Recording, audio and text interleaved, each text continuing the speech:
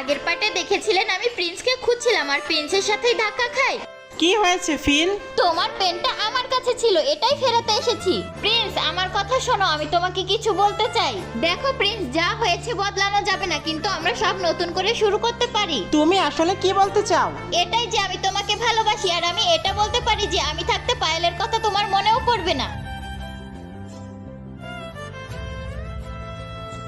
আমার এতটুকু কথা শুনেই প্রিন্স চলে যায়। আমি এমন কি বলেছি?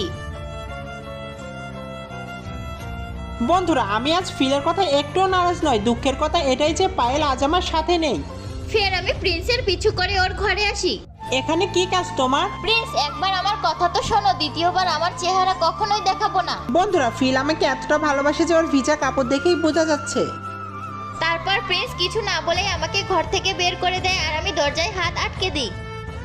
প্রিন্স, আমার ভালোবাসা সত্যি, তুমি এটা কেন বোঝো না? কিছু বলে যাও, কোথায় যাচ্ছ? হ্যাঁ ঠিক আছে, ভিতরে আসো। তারপর আমি যখন ভিতরে যাই, প্রিন্স আমার জন্য মেডিসিন বক্স নিয়ে আসে। আমার দিকে এভাবেই তাকিয়ে থাকবে নাকি এদিকে আসবে?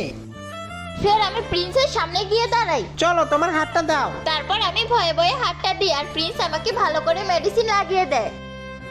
বন্ধুরা, পরবর্তী পার্টগুলো দেখতে সাবস্ক্রাইব করো সবাই, আর যারা পার্ট 1 দেখোনি এর আগের ভিডিও